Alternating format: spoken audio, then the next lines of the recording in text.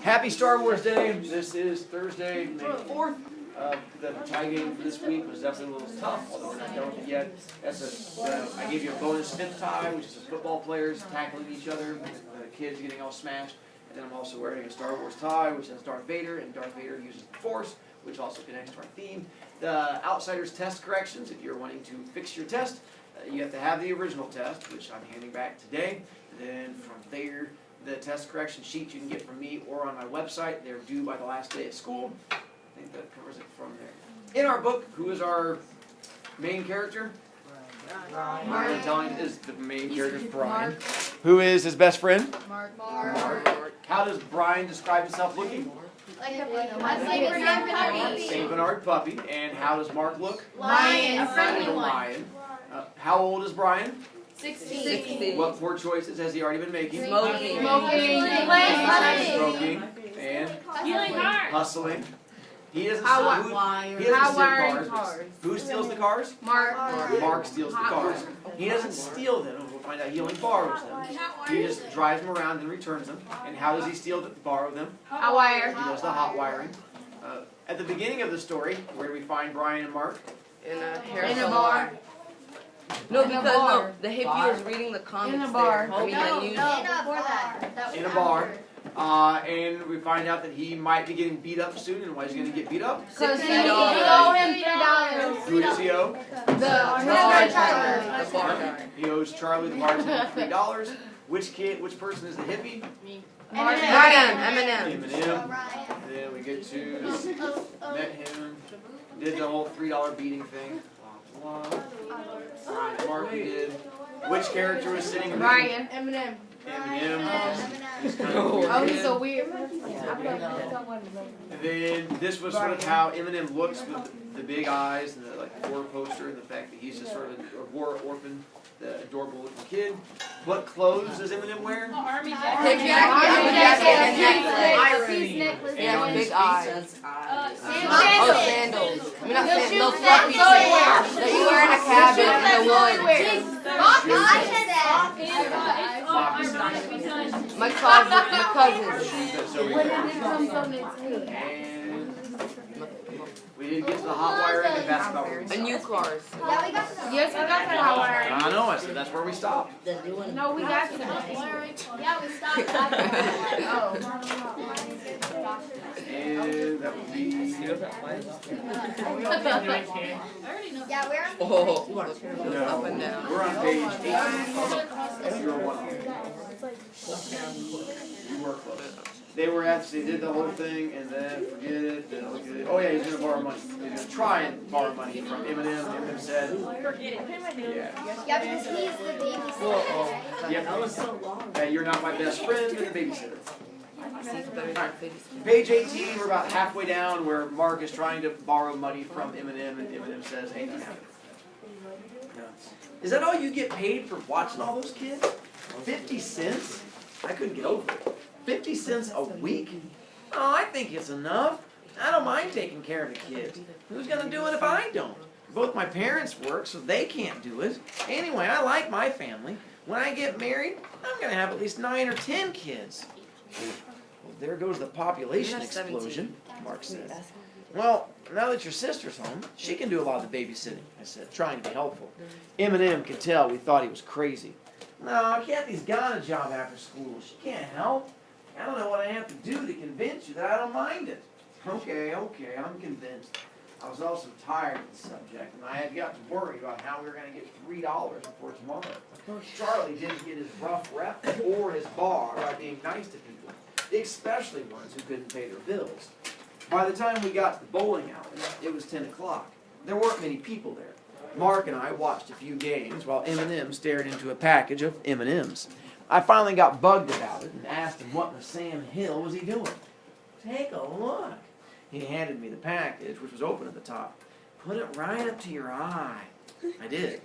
All I saw was a bunch of candy. It's beautiful, ain't it? Asked Eminem.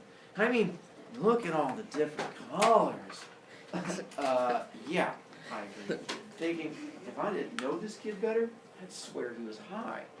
Well, let me look, said Mark. So I handed him the package. Hey, this is groovy. Look at all the colors. He gave the candy back to Eminem, looked at me and shrugged. Eminem got up. I gotta go home now. I'll see you guys later. Oh, hang on a second. I'm gonna write myself a note. I'm gonna add everything in there.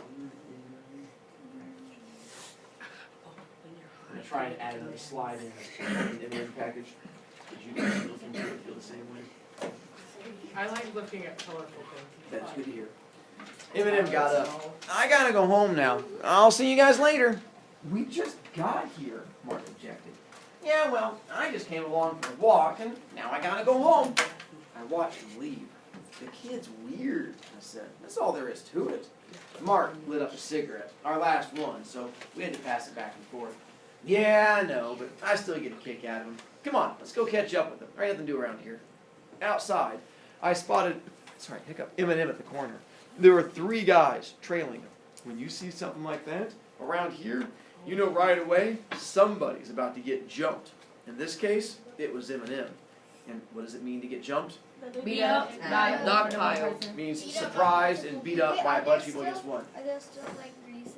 You're going to find out actually coming up in just like 2 pages. Come on, Mark said. And we cut through an alley so as to come up behind those guys. 3 against 3. The odds would have been even, except that Eminem was one of those non-violent types who practiced what he preached. And me and Mark weren't even carrying weapons. We slowed down to a walk when we came to the end of the alley. I could hear the voices of the 3 guys who were following Eminem, and I recognized one of them. Hey, Flower Child, turn around. They were taunting him, but Eminem just kept right on moving. It's Shepard, Mark whispered to me. We were waiting at the end of the alley for them to come by. They didn't. They must have had Eminem up against the wall. We could hear him. Hey, hippie, don't you answer when you're spoken to? That ain't nice. Curly, why don't you leave me alone? Eminem sounded very patient. I moved over to the other side of the alley just in time to see Curly, while his switchblade, reach over and cut through the rawhide string on Eminem's piece metal. It fell to the ground. Eminem reached down to pick it up, and Curly brought his knee up sharply and hit Eminem in the face. Me and Mark looked at each other, and Mark flashed me a grin. We both liked fights.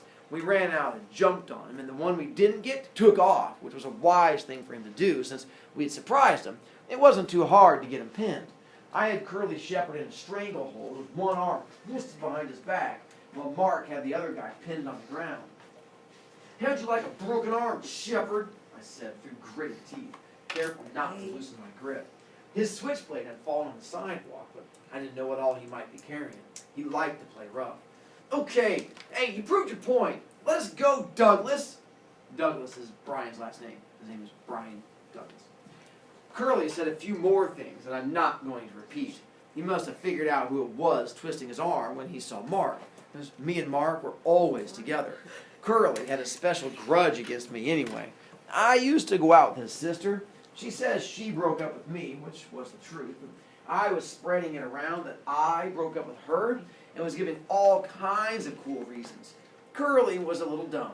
He belonged to a gang led by his brother Tim, known as the Shepard Gang. Really original. Tim was all right. I mean, at least he had a few brains. But I considered Curly just a dumb hood. Look, man, we didn't hurt him. That was a lie, because Eminem was sitting there against the wall, and already his cheek was swelling up and turning purple. He was trying to tie the ends of the rawhide string together, and his hands were shaking. Let him go, said Eminem. I'm okay.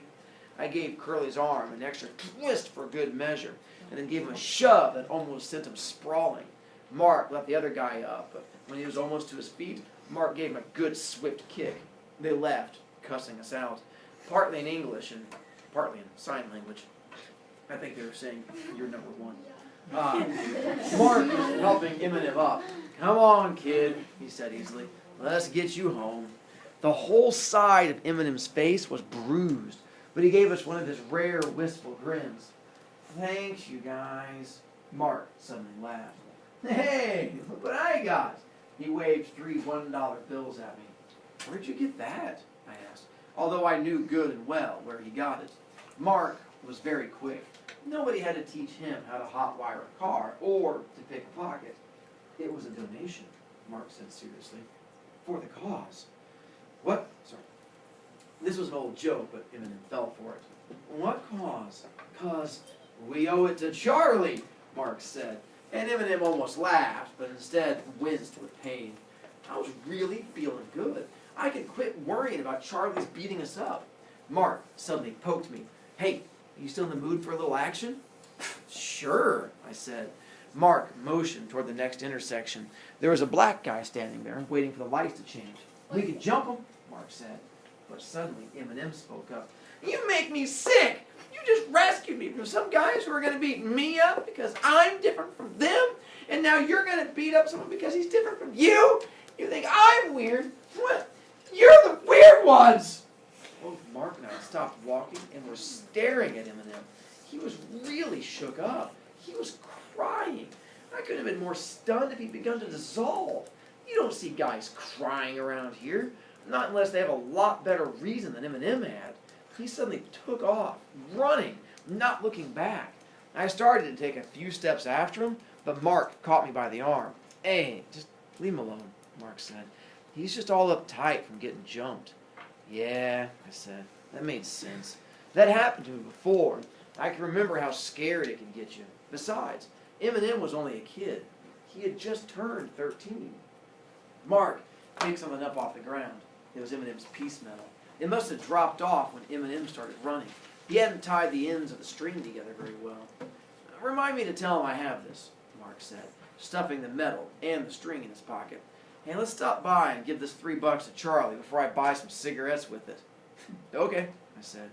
I didn't feel quite as good as I had before. I was thinking about what Eminem had said about beating up people because they were different. There was a lot of truth to that. The rich kids in town used to drive around over in our part of the city and look for people to beat up. Then like a year or so ago, a couple of kids got killed in that mess, and the fad slowly died out. But there were still gang finds around here and social club rumbles, and things like shepherds jumping Eminem happened every day. I didn't mind it much unless I was the one getting mugged. I mean, I liked fights. Come on, Mark called. Maybe there's somebody to hustle in Charlie's. I grinned and ran to catch up with him. Mark was my best buddy. I loved him like a brother. Wow. So, It talks about Malloy, what's the answer to your question? it died out. And so what are they referring to in that last part? The socials and the Yeah, from the outsiders, the Socs and the Greasers, and who are the two kids that got killed? Dally and Johnny. Dally and Johnny. And No, not Dally and Johnny. Bob and Johnny. Bob and Johnny. Dally's not connected to it. Dally got killed robbing a liquor store, or whatever the store was, and so him, it's completely different. It's the whole Bob and Johnny thing, and that was, it's all fun and games until someone gets shanked and died. And so that's why we still have fights, just not the whole Greaser getting beat down by Socs thing. I think it's, My mom was watching Different yesterday, and it said something about Dally and did it. Johnny, and it was the outside. The staying golden. Yeah, I told you this story pops up everywhere. It's crazy like that. This part of it is our culture. You missed the hand. It's one of those things where it'll pop, now that you know it, it'll pop up in songs. And you'll hear little references to it and stuff like that. It's one of those things that you hear out there. Quick question for you. Matter of opinion. Brian. Is Brian a good person? Yeah. Yes. No. But no. But then again. Yes, but no. I'm going to do it by hands real quick. If you say, overall, I believe Brian is a good person, raise your hand. And then let's go with, overall, I think Brian is a bad person, raise your hand. Can't go with either. And then raise your hand if you're just confused and don't know how to vote. Lauren. Alright, Honestly, though, then let me put this out there. Why do we have confusion for those of you who aren't sure how to vote? Okay. Wetzel? Because, like, I mean, it's not, okay, it's kind of hard to decide because he's not a bad person, but, like, he's not really, he doesn't do everything good. Alright. I mean, who is? He's making stupid decisions, but he's still being helpful. Like, he helped Eminem get away from being jumped. Or like, Well, you doing that to be nice or because he likes fights? Because you like fights?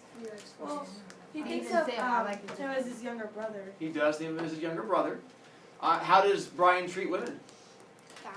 Oh, Just putting that out there as another That's not question. good. He's a person. I got Okay. I'm- flattered. I hope. But at the same time, if it helps, Chapter 2 is going to give us a bit more to help guide you. Oh, let's back up. Is Mark a good or bad person? Uh-oh. Good. There's one more. By hands, have you guys say Mark is a good person? Have you guys say Mark is a bad person? Interesting. Well, once again, chapter 2, two things are going to happen. Well, actually 3. We get introduced to some main characters that are going to be coming into it. 3, we have a really good part of the story that's going to be coming up. And we find out more about helping your definition of them being good or bad. Beto. This is like the purge. They're like the rich people go around killing. Ooh, very similar idea. Wait, Mr. Burger. Yes. Did Mark Right. and Brian. Brian do the car? Like, what made you think that they were? Previously, they were getting ready to just go beat up someone because they were black. That's usually considered someone on the bad side. They were, and they did go into a bar, and there are hustling people. Brian regularly lies to women to make them I like think him. that's really smart. Like the hustling. The hustling, I agree. Wait, that is smart. It's not illegal, it's immoral. Wait, what is it? Immoral is where it's not against the law, it's just something you shouldn't I do. thought that It's like a simple version of scam. You lied. Oh wait, I I thought remember. that Right. immortal was when you couldn't die. No, that's immortal. Immoral. Immoral means going against morals. Immortal means stabbing you and you don't die. Wait, immoral Those are some very important letters. I Immoral put. means going between moral And they might be also immoral. And Mark and Brian. They're not. They're immoral. They don't have good moral choices. Zoe. They can definitely die. Immortal. Chapter 2. I'm immortal. The next afternoon, after school, Mark and me went downtown to the hospital to see my mother. She had just had this big operation. Yes? But every single time it says Mark, it says Mark and me. Why does it say Mark and Mark and me. Mark is the Me is grammar. the narrator. Oh, Because take away Mark. Oh. That could have been more specific. She had just had a big operation, one that cost a lot of money. We had sold our car, this old Chevy, our TV, a little black and white one, and anything else we could find to sell, but we were still short of money. I've been trying for weeks to find a job. Mark scrounged around and came up with some money. Now, I didn't ask him where he got it, and he didn't tell me, so I figured he just stole it somewhere. I like how Brian's like, he just stole it, that's fine. At least he's finding money to help out. Mark was really bad about stealing things. He stole things and sold them, or stole them and kept them, or stole things and gave them away. It didn't bother me. He was too smart to get caught. He'd been stealing things since he was 6 years old. I wasn't above taking a pack of cigarettes from a drugstore, but that was about it. I was the hustler, Mark was the thief. We were a great pair. One thing about it, though, Mark couldn't see anything wrong with stealing stuff. I could. It didn't much matter to me whether or not Mark was the thief, but I still felt that stealing was wrong. I mean, at least it's against the law. I think Mark's only dimly aware of that fact. Stealing is a game to him, something to do for fun and profit. And he was careful not to get caught because that's one of the rules. So that's how we lived, stealing stuff and selling stuff, trying to save money and eat at the same time. I never thought about it then, but I can see now it was a pretty rough time for us. He's going to touch on that a bit more coming up, the fact that Mark is a thief, but very honest. Mark will not lie to you. If you ask him if he did something, he'll tell you the truth. But when he walks away, you have to check your pockets. Brian will not steal from you. He thinks it's wrong, but he'll lie. Anything he says, he's just going to make stuff up because he figures he can manipulate you. He's like, together we're great. He steals, I lies, and we make a perfect pair. Once again, they're wonderful people. Anyway, Mark and I hitched a ride almost all the way to the hospital. The guy who gave us a ride was a hippie with long hair and a beard and a Volkswagen bus. Those buses are very big with hippies. Oh, not that one, sorry. Skip. That one. That's the Volkswagen bus they're talking about. I don't know why. The guy said his name was Randy, and that he went to college in town, majoring in English. I figure he's a pretty brave guy. Mark and I looked like tough guys, the kind who go around jumping hippies, which we'd done once before.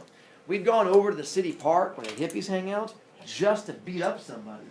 Now, I wouldn't do it again, though. I hadn't realized those guys refused to fight back. And what happened to the one we got a hold of just made me sick.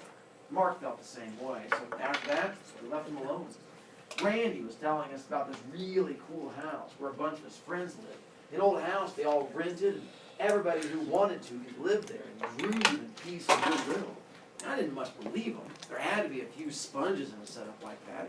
And living with a bunch of people would get on my nerves, especially if they were hairy and dirty. But I was polite and said, "Yeah, man, that sounds cool," even though it didn't particularly appeal to me.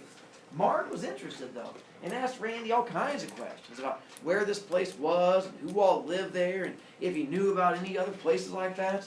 Mark was interested in lots of things. He knew all about the Old West, and was nutty about Warner Brothers cartoons. Those are the ones with Bugs Bunny, Daffy Duck. So it didn't bug me when he got all excited about a hippie living. When we got out of the bus, Randy held up 2 fingers and said, "Peace." Mark held up Eminem's peace medal, which he was wearing around his neck as a joke, and made a wisecrack. Then he looked at each other and cracked up laughing. We weren't being hateful. It was just funny. By the way, Randy is a character you should recognize. So he didn't want to fight. He was Bob's best friend. Bob's best friend and didn't want to fight. So that's the only guess we have is the same one, because here, what do hippies believe in?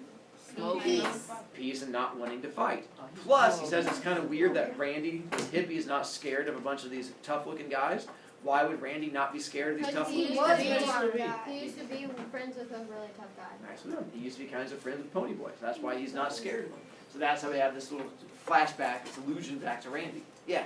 Wait, they say like they're all peaceful and stuff, but like they also say like hippies do like drink more. They do drugs more than the drinking. Yeah. And that'll come up. They'll talk more about that coming So up. what if they were getting what if you were a hippie and you're getting beat up, would you fight back? That's what they said. They wouldn't beat one up just to see what it'd be like, and the guy didn't fight back at all. And they said it was so weird it disturbed them that the guy just lay there and let them beat him. Yeah. Wait, about like what Vito said, don't they just do it to like relax, like chill out? I mean, it's different ideas, beliefs. Some do it that way. Some don't believe in fighting at all. Some just like yoga. No, the drugs. Oh, the drugs? I think it's like the peacefulness. Yeah. I don't know. I'm not a hippie. Sure, if it makes them. Some do. I don't. Some do relax. I Some know just that see they the do the ones that special make things. you look like see things. Yeah, which plays a role. LSD. Like the Just gonna come up. LSD. Plays a role in the story. Yep. So wait, what if that house where anyone can live is Pony Boy's house and like all their houses, and that's where everyone lives? Actually, we're going to find out more about that house later in the book. But not today, because we're going to get to the really good part tomorrow. Let's go with books 1 through 10. Take them up.